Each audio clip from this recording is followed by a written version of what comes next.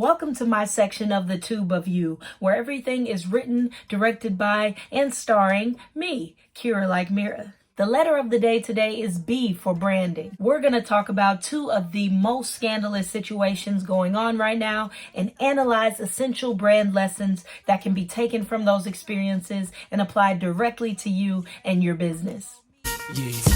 The brand. The brand is the core idea of how a company or business is represented to its customers or fan base. So when you determine that you have a higher purpose and want to become a public persona or to start a company, the first thing you need to do is write a business plan. That business plan should include things like your mission, your purpose, what you're planning to accomplish, as well as your brand. The next thing you want to do with that brand, once you've decided how you want to represent yourself and the company, is keep this consistent over time. This will allow you to know how you want to react to situations that might arise, as well as the spur of the moment interviews that are bound to happen over time. It'll keep you out of trouble and in the know of what to do.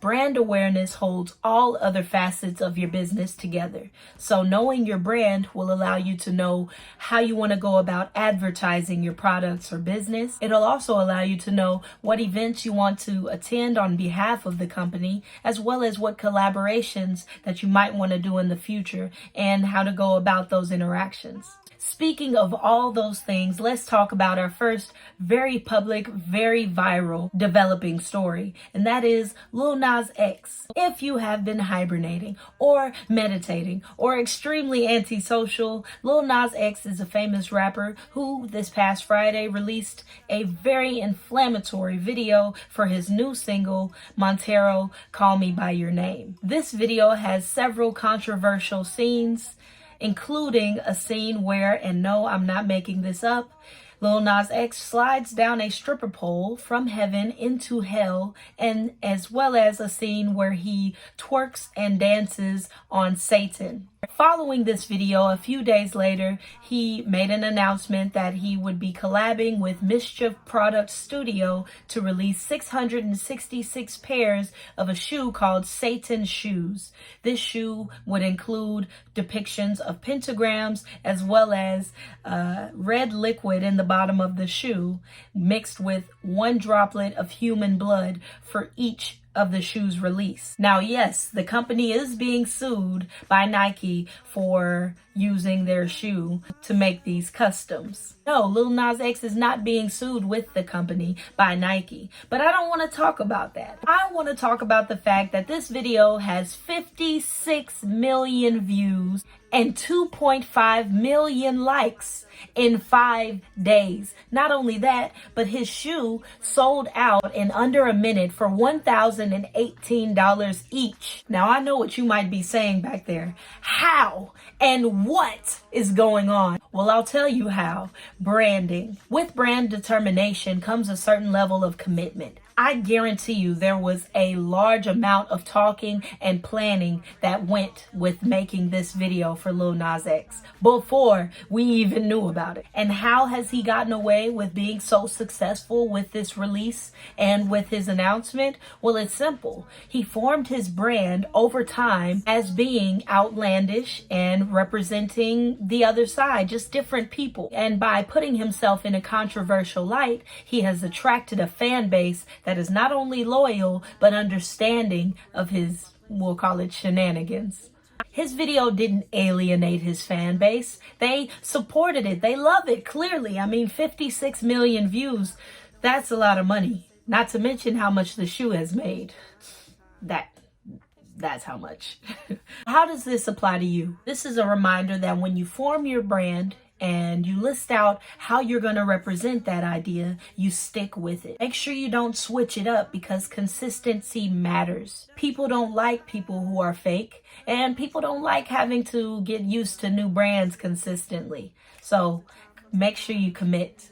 When you select that brand and how you're going to represent that company, make sure you choose something that you can build on and that has a fan base. You don't want to be too obscure, and you also don't want to be too broad, or you risk not having enough content or being lost in the crowd of everyone else. Finally, you want to build on that brand or be forgotten. You can't gain traction if the last noise that you made was forever ago.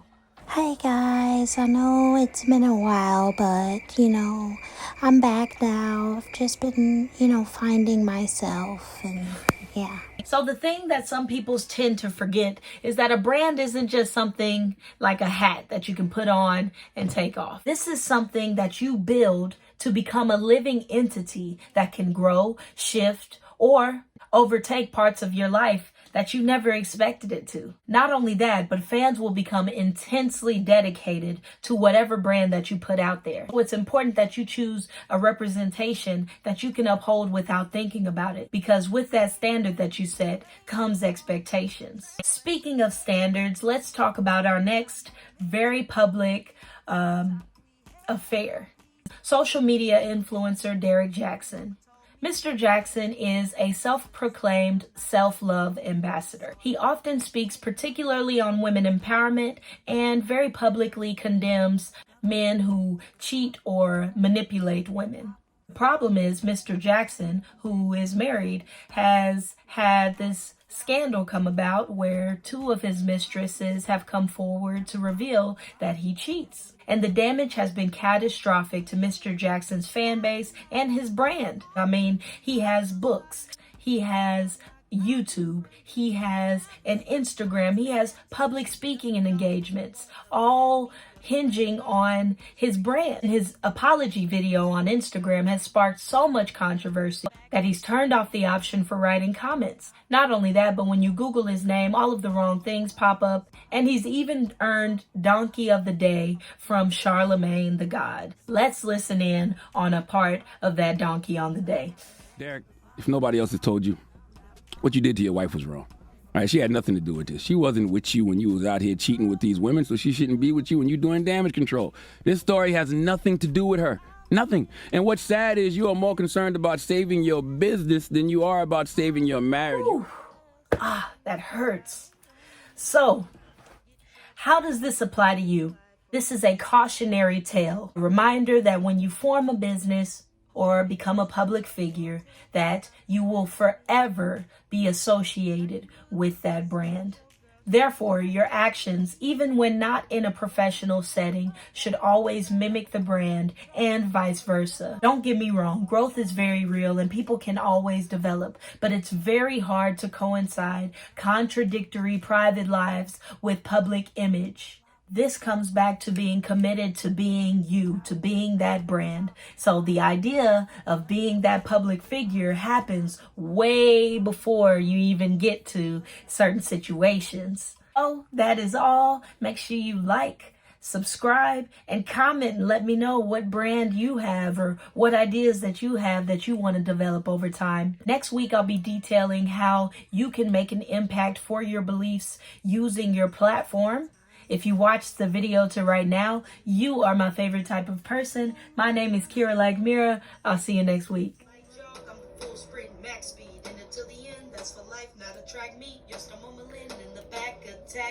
Ooh. Okay. Yeah, golden butter without no more words.